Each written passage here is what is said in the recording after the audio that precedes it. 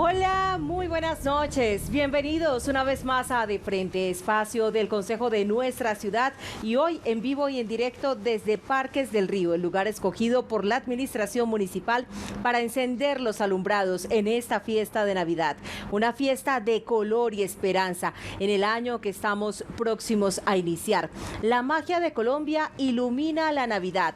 Ese es el tema del alumbrado de Medellín este año, para el cual se instalaron 30.500 figuras tejidas a mano por madres cabeza de familia con 7 toneladas de papel metalizado, además de 28 millones de bombillas LED. Son 830 kilómetros de manguera luminosa y bueno, hoy con los alumbrados, la fuente de PM a nuestra espalda, en un escenario maravilloso para hacer un resumen apretado, eso sí, de todo lo que hizo el Consejo de Medellín en este año 2020. Un año que evidentemente no fue lo que se pensó.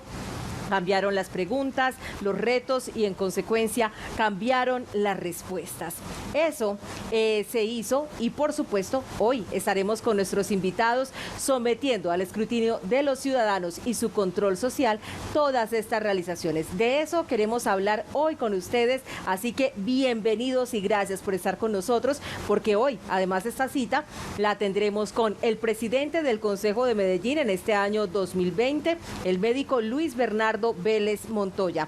También nos acompaña la vicepresidenta primera del Consejo de Medellín, Dora Cecilia Saldarriaga, y el segundo vicepresidente, Carlos Alberto Zuluaga. Recordamos que también está con nosotros el secretario general, el doctor Jorge Luis Restrepo Gómez, reelegido para el año 2021, como no sucedía hace 11 años, pero a él lo tendremos la próxima semana con su informe administrativo. Así que también saludamos a Camilo, quien está atento de las redes sociales para contarnos todo lo que sucede allí donde ustedes, los televidentes, tienen un espacio y los estamos escuchando, porque el Consejo somos tú y yo. Camilo, muy buenas noches.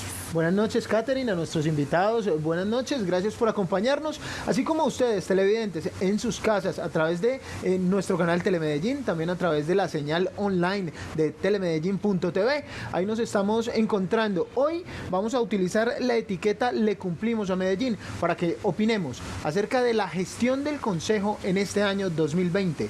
¿Está usted de acuerdo con la gestión que realizó la corporación o tiene algún comentario? Déjenlo, por favor, en nuestros canales digitales, porque los estamos escuchando en Twitter, en Facebook, en YouTube y también en Instagram. Le Cumplimos a Medellín, numeral Le Cumplimos a Medellín, la etiqueta que vamos a utilizar el día de hoy para la conversación, para que ustedes hagan parte del debate, Catherine. Muy bien, Camilo, y con la luna de cómplice, como lo veíamos también iniciando este espacio y saludando de nuevo al presidente que termina este periodo del año 2020, doctor Luis Bernardo Vélez. ¿Cómo le fue en este año? Que seguramente pues no es el año que usted se soñó como líder del Consejo, que usted se imaginaba sesiones en la calle, al lado de la gente, pero encontró la forma también de resolverlo. Recordémosle a nuestra audiencia cómo se dio esa comunicación en medio de un periodo de pandemia a quienes estaban además siguiéndole el pulso a la ciudad. Bueno, Catherine, un saludo a usted, a Carlos, a Dora y a todos los televidentes. Nosotros estamos poniendo desde el día de ayer un hashtag diciendo Le Cumplimos a Medellín, y nosotros nos sentimos muy satisfechos de esto por varias cosas. Usted decía la que ha tenido más trascendencia no solo en Medellín, sino en el mundo entero. Y es que nosotros comenzamos, el Consejo y la mesa directiva, el 1 de enero nos posesionamos y estábamos en una situación que creo que nadie se imaginó que íbamos a tener en pocas semanas una pandemia, como ocurrió alrededor del mes de marzo, que nos cambió absolutamente todo. Los concejales, y yo creo que no hay excepción, somos políticos, somos líderes sociales. Y yo pues la verdad, y creo que cabe para cualquier concejal y concejala, uno nunca se puede imaginar, por ejemplo, hacer una sesión virtual mirando un computador o tener un tapabocas en la cara, o sea, eso no se lo imaginaba uno, o tener que tener la discusión y la aprobación de un plan de desarrollo virtualmente. Eso nunca había sido en la existencia, digamos, del Consejo, por supuesto, de esa manera, pero tuvimos que hacerlo, uno se tiene que adaptar a todas las circunstancias, el Consejo se adaptó y esta mesa directiva que componemos Carlos, Dora y yo y Jorge Luis, el secretario, decidimos inclusive al inicio del año, que quiero resaltar esto, cambiar y ponerle un nuevo eslogan al Consejo de Medellín que se denomina el Consejo Somos Tú y Yo. Y lo estábamos pensando porque nosotros íbamos para la calle, empezamos creo que 4 o 5 sesiones, fuimos a Hidroituango, fuimos aquí a la Ciudadela, o sea, empezamos aquí al Cerro Nutibara. Teníamos toda la intención de irnos para la calle, de irnos para todos los sitios de Medellín, pero esto no esto no lo permitió. Pero sin embargo hay una cosa y que quiero yo insistir como presidente durante este año y la mesa directiva, es que pudimos mantener la participación y creo que incrementarla. Por ejemplo, en el plan de desarrollo hubo más de 62.000 personas que se conectaron, que propusieron, que interlocutaron con nosotros, que nos ayudaron a pensar ese plan de desarrollo. Entonces, bueno, yo creo que lo más satisfactorio para nosotros es que el Consejo no desapareció. El Consejo no cerró sus puertas, digamos, físicas, pero no entró en cuarentena. El Consejo siguió trabajando. Correcto. 195 sesiones plenarias entre ordinarias y extraordinarias realizó el Consejo de Medellín. Y bueno, ahora hablamos de otras cosas y los compañeros también y Dora hablará y me complementará porque hay muchas cosas para contar. Sin duda, un consejo que afrontó con creces la virtualidad y recuerden, por eso tenemos hoy el numeral Le cumplimos a Medellín. Vicepresidenta, más mujeres en el consejo que fueron garantía para lo que se propuso desde el cargo y su representación. Y los hombres que compartieron con usted curul en el consejo entendieron también el propósito. Yo creo, y buenas noches para todos y todas, yo creo que es un consejo de corazón morado y verde.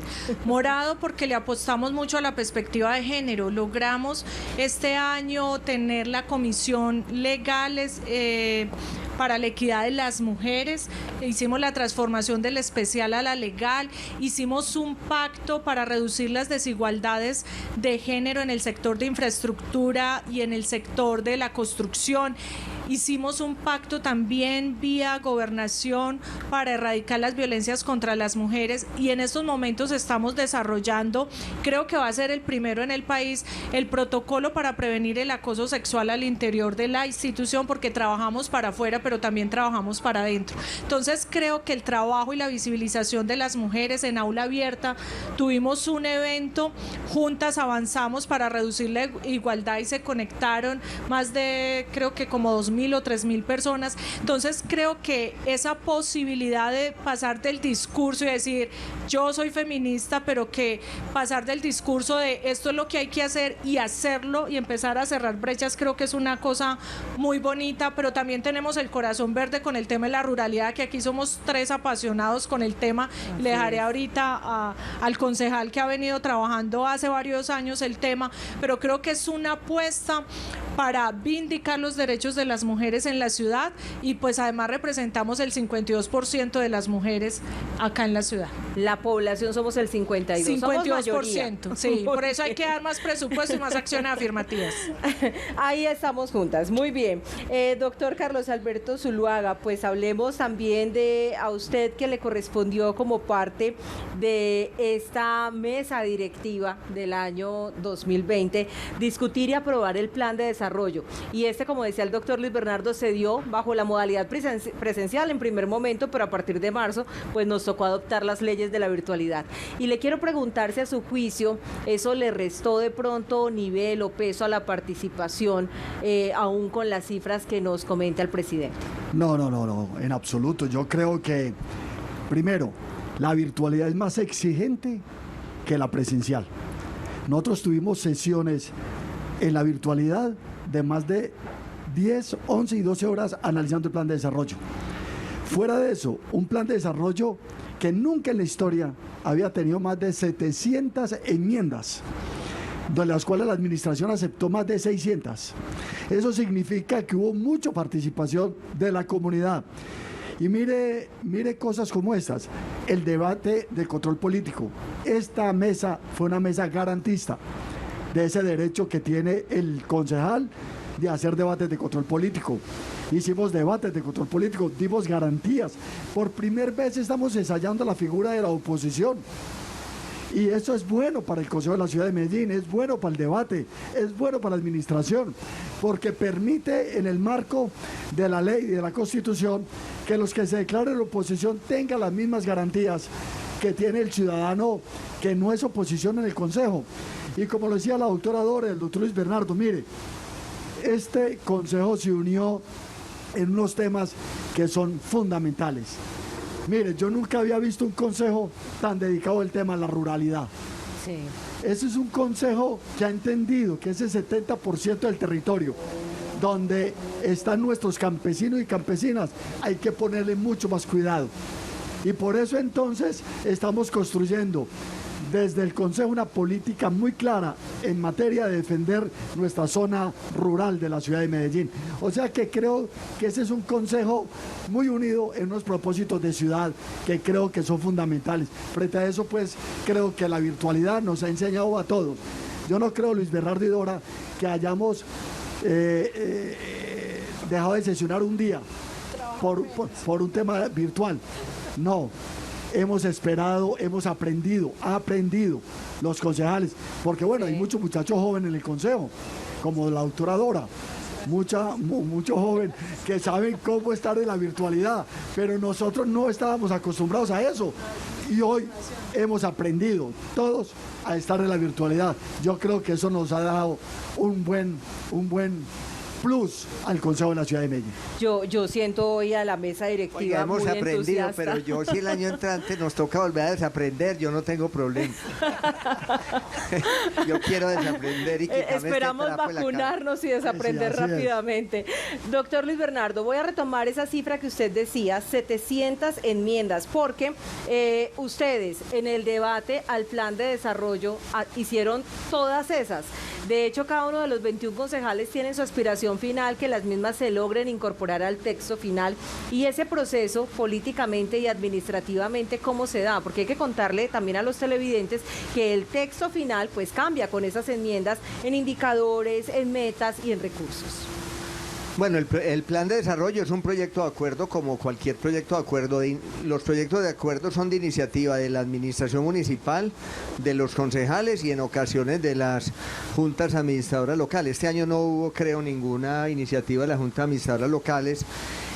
Nosotros el valor de esto que coincido con Carlos y quienes hemos estado en el consejo en ocasiones anteriores, hay que, digamos, destacar esto. Nunca había habido tantas enmiendas. Y yo creo que el valor de una enmienda es porque, primero, el gobierno da la oportunidad de que haya participación, Sí. de que haya ajustes, de que haya discusiones. Unas enmiendas es de iniciativa de los concejales. Por ejemplo, que nosotros digamos, debe aparecer el tema rural, debe aparecer un programa ambiental, debe aparecer un programa alimentario, etcétera. Pero también la comunidad opinaba. En esas 62.000 personas que tuvimos conectadas durante el mes de mayo, en la discusión la gente es valioso de un plan de desarrollo. Yo creo que el valor más grande fue que hubo un proyecto de acuerdo del plan de desarrollo que entró de una manera y se discutió y salió complementado, salió mejorado. Ahora, habrá un reto descomunal, creo yo, para el Consejo y para la Administración el próximo año, y es también empezar a mirar ese plan de desarrollo en la realidad que vamos a tener, en materia de salud, en lo que tiene que ver con desarrollo económico. Sí. Eso habrá que entenderlo también porque, digamos, en el mes de mayo, yo creo, y no sé qué piensa la gente, nosotros no preveíamos ni nadie podía decir qué iba a pasar con la pandemia. Tal vez creo que todos en el mundo pensábamos que esto no iba a tener los impactos y que nos iba a coger diciembre todavía aquí con el tapabocas en la cara, y con medidas de bioseguridad que hay que aprovechar después, no se nos vaya a olvidar. Nosotros nos retiramos esto porque tenemos aquí unas medidas de distancia y estamos en un espacio abierto, pero no podemos bajar la guardia, hay que mantener. Este sitio es precioso, nos tocó la oportunidad hoy de tener este programa. Aquí tenemos una fuente hermosa detrás, tenemos para los televidentes todo lo que va a ser la ciudad del Río, lleno de las luces, pero no podemos olvidar las medidas de bioseguridad porque la pandemia sigue ahí. Entonces, esa realidad es la que tiene que entender la administración y que el Consejo tiene también que entender y tiene que hacer el control político alrededor del tema del plan de desarrollo. Esa es la tarea de nosotros. Presidente, brevemente, eso que le estamos escuchando quiere decir que el próximo año el plan de desarrollo debería revisarse porque seguramente no alcanzamos a tener la visión que nadie se imaginaba de las consecuencias, como usted dice, ha tenido la pandemia en los sectores económicos, en la población, en salud mental y demás. Es decir, habría que ajustar ese plan de desarrollo para que fuera congruente con la nueva realidad que no esperábamos se fuera a prolongar. Yo pienso, no es tanto revisarlo porque ya es muy difícil. Ese es el plan que tenemos. Lo que sí hay que es hacer los énfasis y las prioridades alrededor inclusive de presupuestos. Hoy aprobamos el presupuesto casualmente del año 2021 en el Consejo de Medellín hoy. Y la discusión que uno ve ahí, digamos, colectiva en el Consejo, es que hay unos énfasis que el gobierno municipal alrededor de los presupuestos tendrá que mirar. Es indiscutible que el tema de salud, el tema de desarrollo económico, el tema de ruralidad, los proyectos de salud mental, es decir, un montón de cosas que han aparecido, de violencia intrafamiliar, de violencia sexual, un montón de circunstancias que se exacerbaron producto de la pandemia. Sí hay que ponerle, digamos, mucho más el ojo, no solo para que se cambie, digamos, porque yo creo que el plan de desarrollo recoge prácticamente todas las situaciones, sino sí las discusiones alrededor del presupuesto. Muy bien. Concejala Dora, la aparición de la pandemia, sus efectos pues crearon otras condiciones y necesidades, hambre en la red pública de salud, nuevas necesidades, reasignación de prioridades, podríamos decir, la línea Medellín Me Cuida fue y sigue siendo clave. Hablemos un poco de esa parte social que también usted ha abordado con gran intensidad.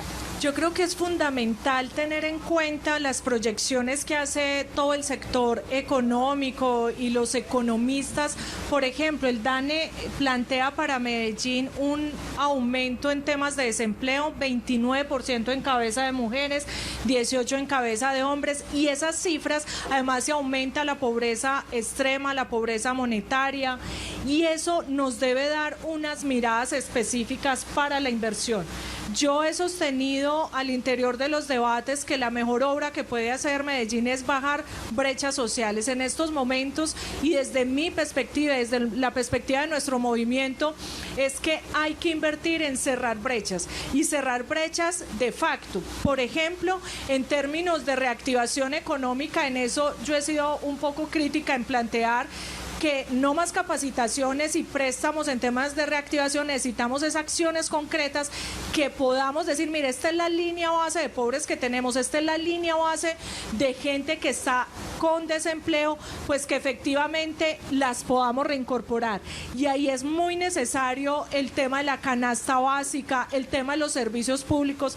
14 sectores de la ciudad no tienen conectado agua potable y creo que esa sería la mejor obra. En estos momentos hay que cerrar brechas sociales, o si no, no aprendimos de la pandemia. Lo que nos hizo la pandemia fue ponernos en la cara deudas históricas que parecían un paisaje, la salud, la agricultura, la informalidad que tiene Medellín, y eso, siendo tan innovadores, nos debía poner a pensar cuáles son las acciones específicas para cerrar eso, porque o si no, perdimos el mensaje que nos trajo mundialmente la pandemia, es hay que revisarnos en qué estábamos haciendo mal, y que lo he planteado este año en el Consejo es: démonos un debate del modelo económico de la ciudad, y en ese debate nos permitiría avanzar en unas acciones que no solamente sea poner ladrillos, sino que sea efectivamente la calidad de vida de las personas de Medellín. Concejal Carlos Alberto Zuluaga, El otro gran proyecto de acuerdo y ligado, bueno, muy bien.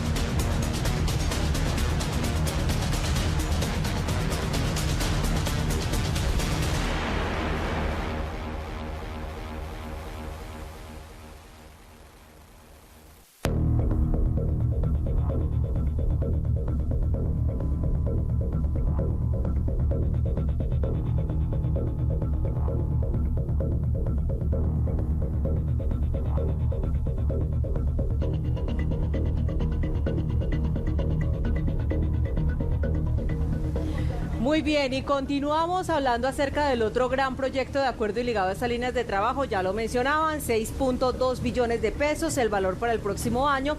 ¿Cuáles serían esas prioridades y cuáles también son esos énfasis que se van a hacer de proyectos que vienen con continuidad desde décadas atrás? Muy bien, lo dijo muy claro el doctor Luis Bernardo, la doctora Dora.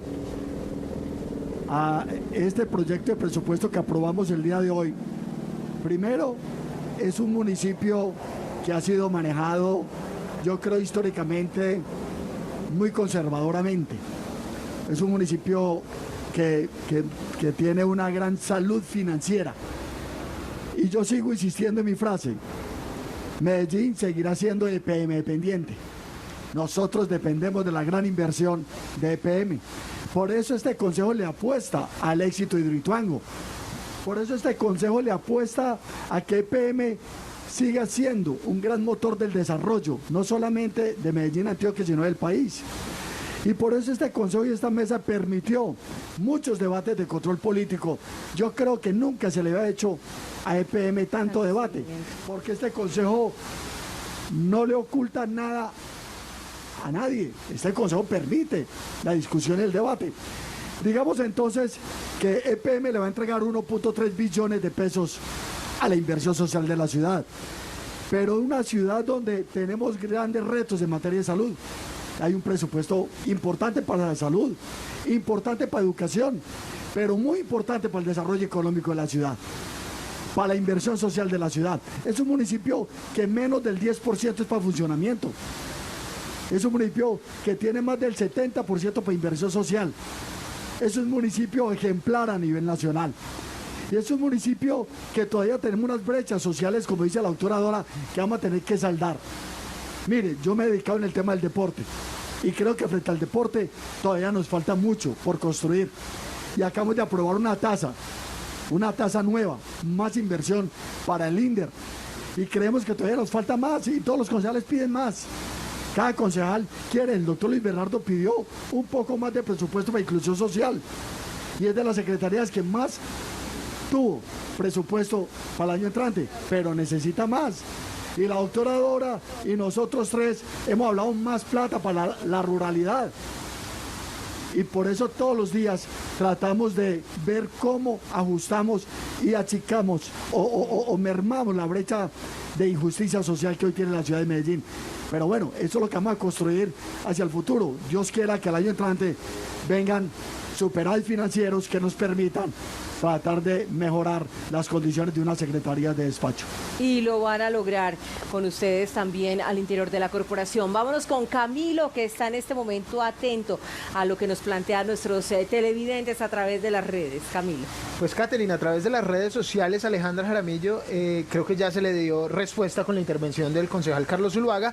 Pregunta por la realidad de la ruralidad en Medellín. ¿Se le cumplió a la ruralidad, al distrito rural campesino, a la economía campesina? Carolina. Son retos que están planteados, pero un trabajo que se ha venido haciendo desde el Consejo de Medellín. Muchas felicitaciones nos dejan aquí por esa labor que se vio, que tuvo que ser diferente este año, pero que no se vio opacada y que no se vio mermada.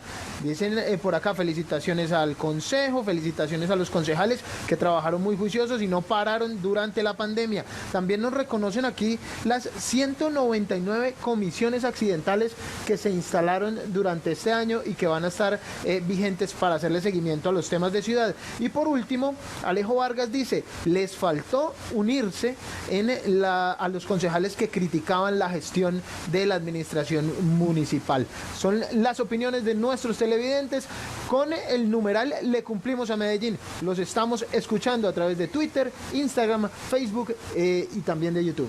Muy bien, Camilo, muchísimas gracias a todos los que están participando y conectados. Recuerden que en el Consejo los seguimos escuchando.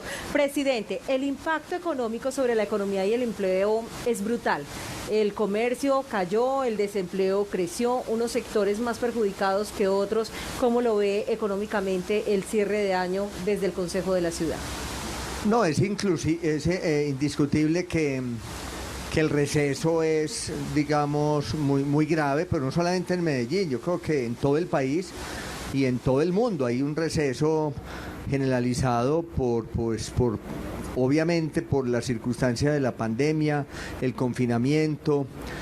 Yo creo también que hay una cosa de la que estamos hablando que hay que tener mucho énfasis en esta reactivación económica, es que uno lo que se imagina es que yo que trabajé inclusive como secretario de Inclusión Social, por supuesto, Carlos lo decía, una secretaría como Inclusión Social que recibe una atención a un montón de poblaciones que tienen que recibirla. Personas mayores abandonadas, víctimas del conflicto, niños en situación de calle, es decir, un montón de situaciones que hay que seguir atendiendo. Pero también nosotros lo que tenemos que entender, y el Consejo inclusive quiero resaltar muchísimo, un montón de sesiones que hicimos con diferentes gremios de la ciudad, económicos, de transportadores, de eventos, de gastronomía, del turismo, que está muy afectado. Y uno lo que ve, Catherine, es que la mayoría de estos grupos están todos vulnerables, o sea, es que la vulnerabilidad recayó sobre un montón de sectores que antes de la pandemia estaban en una situación muy favorable. Basta ver hoy, y da muchísima tristeza por decirlo crudamente, locales abandonados, desocupados, en sectores comerciales, en el Parque Lleras, que era un sitio, toda esa zona, y la gente tuvo que cerrar. Por eso nosotros también hemos insistido que el gobierno municipal tiene que hacer dos cosas, en mi concepto, entre muchas. La primera, hay que darle la mano a estos sectores. No es solamente los grupos históricamente vulnerables, hoy vulnerables somos todos. Y la segunda, que también tiene que tener un esfuerzo en materia de turismo. Esta ciudad hay que volverla a reactivar en el turismo. Hay que volver a generar confianza para que llegue inversión. Hay que generar muchísima alianza entre el sector público y privado. Yo creo que hay una situación hoy que hay que hacer el esfuerzo de recuperar confianza, de volver a hacer unidad, alianzas. Es fundamental. Yo me atrevo a decir una cosa, no habrá reactivación si no hay unidad de propósito entre muchos sectores de esta ciudad, solidarios, privados, empresariados. Todos nos tenemos que unir porque la situación es muy compleja. Y yo coincido con Dora en una cosa, hay que reactivar rápidamente la economía en lo que se llama medidas de choque. Yo creo, por ejemplo, que programas que yo no sé, no recuerdo en qué alcaldía, Carlos de pronto me recuerda, existió, por ejemplo, que llamaba un programa Mi Río. Sí. Era creo que en el gobierno de ser Juan Gómez. Ese tipo de programas yo creo que hay que ponerlos ya a funcionar, porque es el ingreso rápido para las poblaciones. Hoy los economistas, inclusive los duros de Colombia, están hablando de un concepto, es decir, generar empleo rápido de choque en microproyectos. O sea, limpiar quebradas, asuntos, digamos, de gastronomía, de emprendimiento, de bazares, de muchas cosas que rápidamente empiecen. Nosotros hemos dicho, y termino, diciéndole, por ejemplo, a una secretaría, y para eso es un consejo, para hacer control político y llamar la atención, la Secretaría de Infraestructura tiene que moverse rápidamente, porque tiene un montón de acciones donde puede generar ingresos a un montón de población, que genera rápidamente empleo no calificado, y es lo que necesita la ciudad. Claro. Nosotros tenemos que hacer, y digo nosotros todos, Medellín y Colombia, un esfuerzo muy grande, es frenar el aumento del desempleo, es disminuir el desempleo, porque eso nos va a producir un montón de problemas sociales y de seguridad si no lo solucionamos rápidamente. Pues a propósito de este tema, concejala, sectores como el turismo, restaurante y entretenimiento muy golpeados por la crisis, y a ellos pues se les ha llegado con alivios tributarios, pero también, dicen los economistas, se perdió lo que se había avanzado en 20 años en materia de turismo, y también obviamente todas esas ramas afines que iban del lado de la industria del entretenimiento y de quienes llegaban a la ciudad. Sí, en esa medida, inclusive la CEPAL dice que nos podemos demorar, si no hay esas acciones de facto, nos podríamos demorar muchos años para lo que habíamos avanzado y hemos retrocedido. Y quiero también poner un foco especial en el sector cultural. El sector cultural ha sido uno de los sectores más aporreados en estos momentos. Por ejemplo, los teatros siguen cerrados. Todo lo que tiene que ver con el tema de entretenimiento, necesitamos acciones afirmativas y de choque, inclusive propuestas. Estamos en un estado excepcional, entonces las medidas tienen que ser excepcionales. Por eso yo cuestiono tanto el tema de capacitaciones y préstamos para quienes están llevados en estos momentos. Si yo estoy bien llevada, y me perdonan lo paisa, para ir a hacer un préstamo es más difícil salir de esta situación. Entonces, por ejemplo, cosas tan cotidianas o que hacen los barrios, el tema de los plantes. Un plante así coloquial para una persona de 300, 400, 500 mil pesos, 1 millón, le puede generar unos ingresos de inmediatos. Entonces creo que hay que tener otras alternativas, mirar muy especialmente el sector cultural, los gestores culturales, qué hacer, por ejemplo, con los teatros que ya van a ajustar casi 1 año de estar cerrados, y que el ingreso, además que Medellín estábamos avanzando, digamos, en poder tener unas ofertas culturales diversas, pero que en estos momentos ha sido uno de los sectores más aporreados. Entonces creo que ahí hay que tomar unas medidas importantes y de choque. Definitivamente necesitamos medidas de choque. Muy bien, pues esa es la intención, y hoy también haciéndole la invitación a toda la ciudadanía en ese proceso de recuperar la esperanza, de buscar la reactivación, también visitar y disfrutar los alumbrados que con tanto esmero nos regala EPM y la Alcaldía de Medellín. Recuerden que debemos disfrutarlos con todas las normas de bioseguridad, y que todo esto es el producto de más de 270 personas, entre artesanos, soldadores, ingenieros, arquitectos y diseñadores, quienes fueron los encargados de dar vida a esta temática de 2020. Vamos a una pausa y ya regresamos con más de este espacio de frente.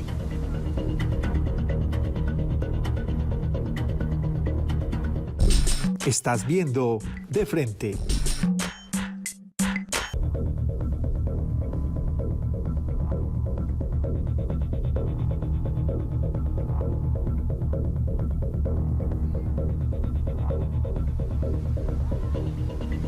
Gracias por continuar con nosotros esta noche a través de Telemedellín en este su espacio de frente, el programa del Consejo de la Ciudad, porque el Consejo somos tú y yo, hoy en compañía de la mesa directiva de este año 2020, y le preguntamos al concejal Carlos Alberto Zuluaga, recordándole a los televidentes que tenemos también nuestras redes sociales listas para que ustedes participen y opinen.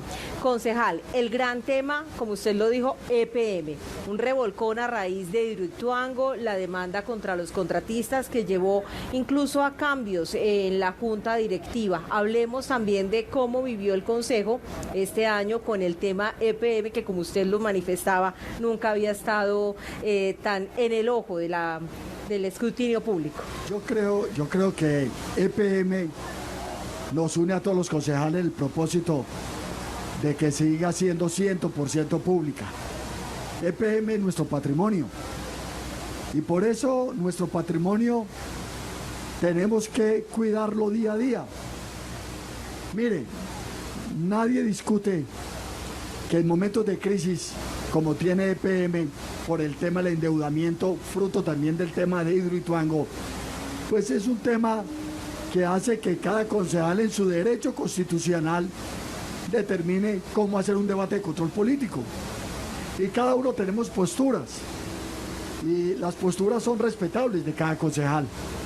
Frente a esto, lo que tenemos nosotros que decir, y lo digo con el mayor orgullo, es que esta empresa le ha dado a la ciudad de Medellín, históricamente, en sus 65 años, la gran riqueza. Y por eso nosotros lo que hacemos hoy es que en esa conciliación, que el 11 del mes de diciembre se instala la mesa, aspiramos que esa conciliación avance, pero que el cronograma de Hidroituango no pare. El Consejo sí está muy unido en que el cronograma de Hidroituango tiene que seguir para efectos de que las dos generadoras, que por primera vez la Comisión de Regulación aceptó ya que no sean 4 sino 2 generadoras, empiecen a operar el primer trimestre del año 2022. A eso le estamos apostando todos. Que vengan las investigaciones, que la Procuraduría, la Fiscalía, la Contraloría y siga en su temática de investigar las causas y las consecuencias.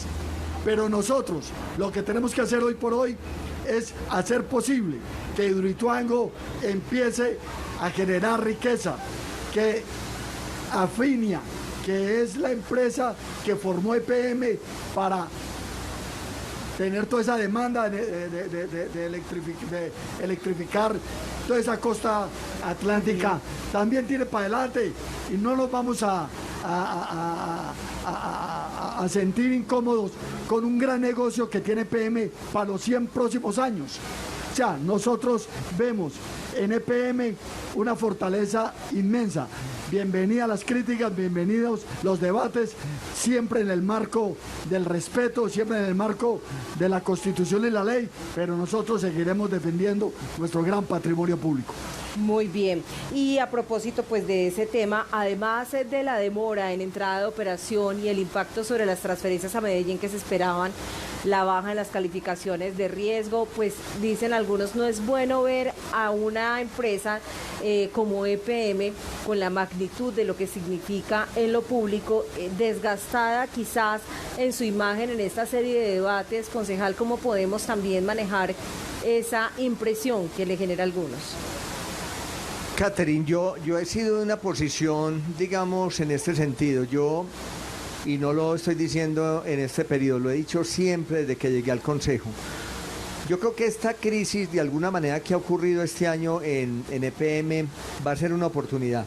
Y tiene que ser una oportunidad. Yo no creo que también haya que tener un escenario ideal de que EPM es la joya de la corona y entonces hay que mantenerla ya y hay que mantenerla sin control político, sin control social, ciudadano. Yo pienso que el valor de EPM no solamente ha sido que es pública, porque hay empresas públicas muy ineficientes, sino que ha sido una empresa pública y eficiente. Una empresa que ha logrado mantenerse creciendo, haciendo mayores inversiones durante 65 años. Yo lo que creo es que EPM, en mi posición, merece más control político. Yo creo, al contrario posiblemente de otras personas, que EPM no había que cuidarla, no había que decir nada, porque entonces la íbamos a perjudicar de las calificaciones. No, bienvenido al debate. Yo creo que EPM, y este año sí que es cierto lo que dice Carlos, como en ninguna ocasión hemos tenido foros, debates, comisiones, y eso bienvenido. Ahora, el Consejo, todos sin excepción, creo hemos asumido una situación posiblemente donde hay diferencias, pero hay argumentos. Y si la empresa es pública, pues hay que destapar esa joya y también decir, bueno, ¿qué es lo que ocurre con inversiones internacionales que en su momento se hicieron? ¿Qué ocurrió con Hidroituango, que en su momento pudo haber errores también de inversión, de ingeniería? O sea, yo creo que el debate bienvenido a EPM, y estoy convencido que eso va a servir mucho a una empresa que también se tiene que revolcar. Todas las instituciones y las entidades se tienen que sacudir y decir qué está pasando afuera y adentro. No puede ser digamos, yo fui muy crítico siempre, y recuerdo la discusión que tuvimos el año 2015 con lo de Unemilicon, que yo fui un opositor, digamos, frente a esa venta, y uno iba a pedir como concejal una información y en ese momento decía, no, usted no puede preguntar, no le podemos dar. Entonces, claro, allá terminaron haciendo lo que quisieran, de todo, y el consejo era ajeno. Yo creo que el consejo merece que se tenga en cuenta, y para eso son los consejos. O sea, si uno tiene un consejo es para que haya control político, y esa es, digamos, la representatividad que nosotros tenemos frente a la ciudadanía. Y yo creo que EPM va bien, y yo creo que EPM le va a servir esta crisis, y EPM, como usted dice, se revolcó, y yo creo que van a salir cosas buenas. El control nunca es malo, y no le podemos tener ningún temor al control político. Muy bien, y también nuestros televidentes tienen la palabra porque en el Consejo los estamos escuchando. Camilo, las intervenciones de quienes a esta hora nos acompañan. Jaime Alberto Botero usa la etiqueta "Le cumplimos a Medellín" para decirle al presidente que se están realizando sus promesas de campaña con los grupos vulnerables y las alianzas entre sectores público y privado, y además en la educación primaria de los niños. Una felicitación de Jaime Alberto Botero.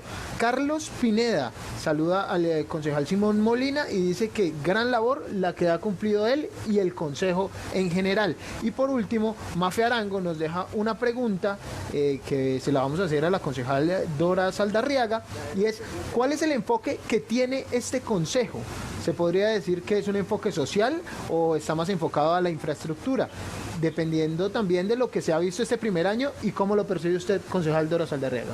Bueno, yo tengo que decir que la percepción es de una construcción democrática, y ahí digo, somos muy diversos y diversas. Yo no podría decir el único enfoque que tiene el Consejo es este.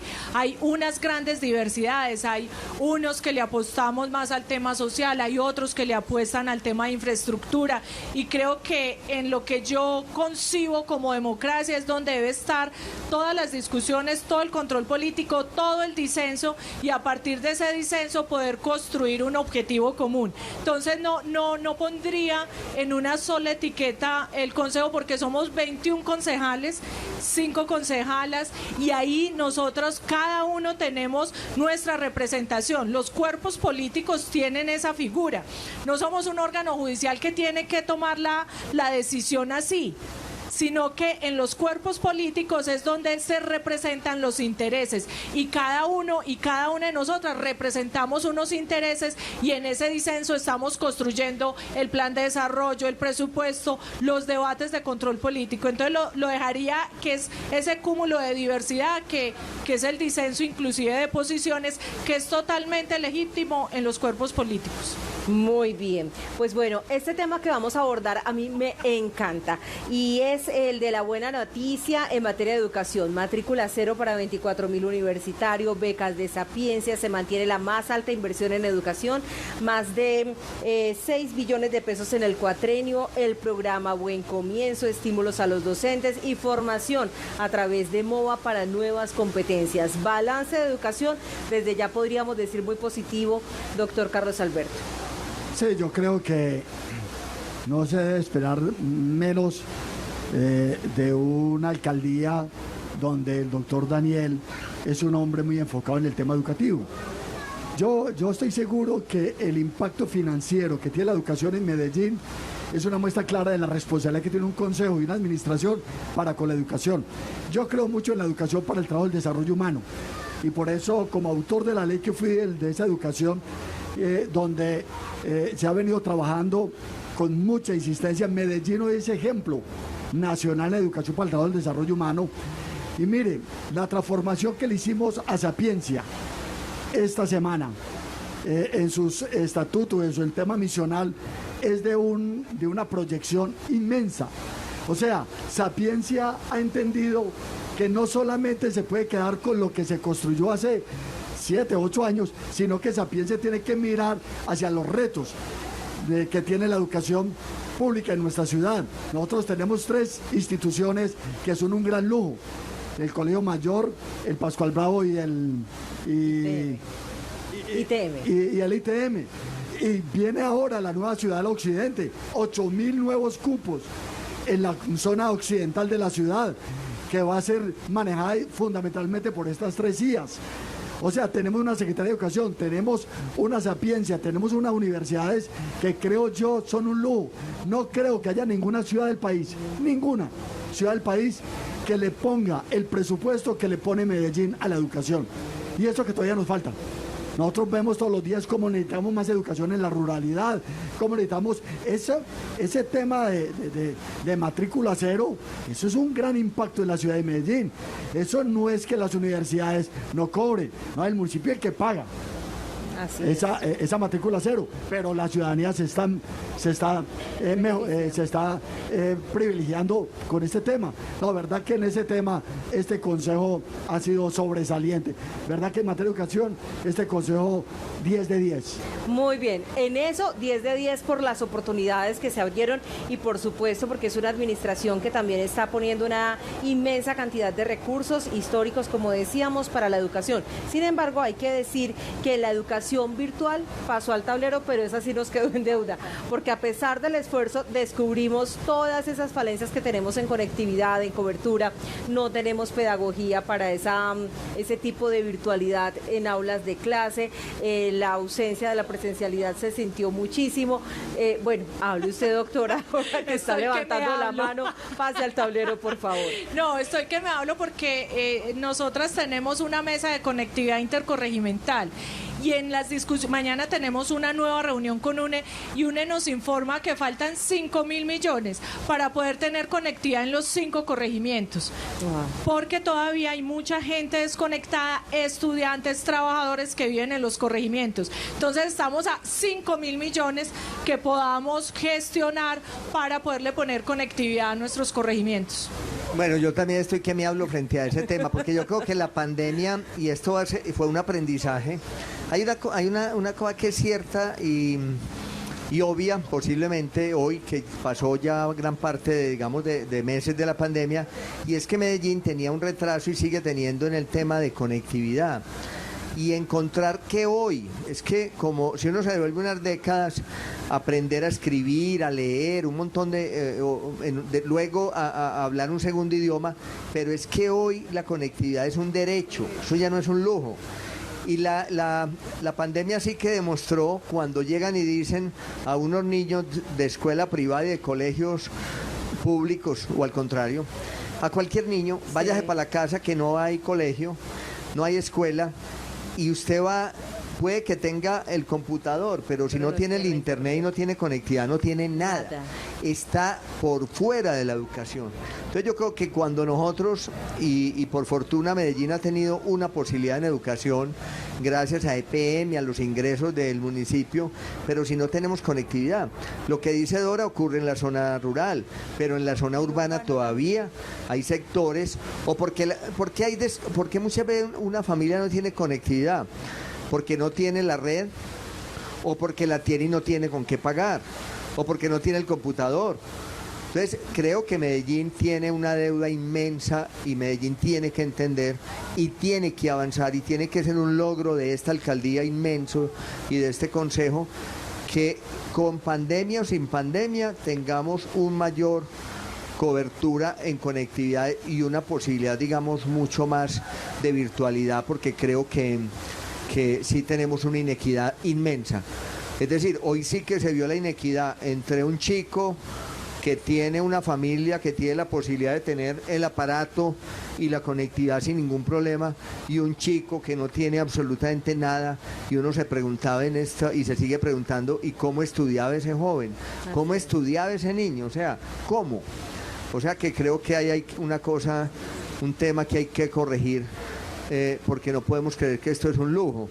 tener conectividad de un computador hoy es un derecho. Es un derecho, no un privilegio, sí señor. Y a propósito de niños, hablemos de los niños, las niñas, los abusos, reclutamiento de ilegales, trabajo y también el uso de menores en la mendicidad y el programa también de alimentos para los niños, que incluso en medio de la pandemia también se tuvo que surtir de una forma diferente.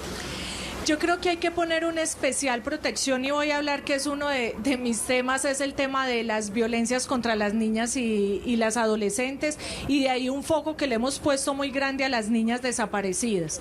Creo que a pesar de que ha sido un tema permanente, lo hemos puesto y lo hemos visibilizado con una estrategia que la denominamos buscarlas hasta encontrarlas, pero ya que nos hemos acercado a este tema, las niñas y las adolescentes desaparecidas en la ciudad, hemos encontrado muchas cosas. Hemos encontrado, por ejemplo, el tema de desatención de algunos barrios con alto grado de empobrecimiento, donde hay unos mecanismos para desaparecer estas niñas, o bien fines de semana para un tema de explotación sexual, o bien para un tema de trata. Entonces creo que hay que ponerle mucho el foco, y ahí nos acercaríamos también el tema de la violencia intrafamiliar y todo lo que hay que generar para poder tener unas alternativas de unas comunidades sanas, inclusive pues en estos momentos de pandemia, pero todo lo que tienen que hacer las instituciones de educación con el tema del acoso sexual. Me da pena con usted, concejal. Yo sé que el tema es apasionante y además resumir un año de labores del Consejo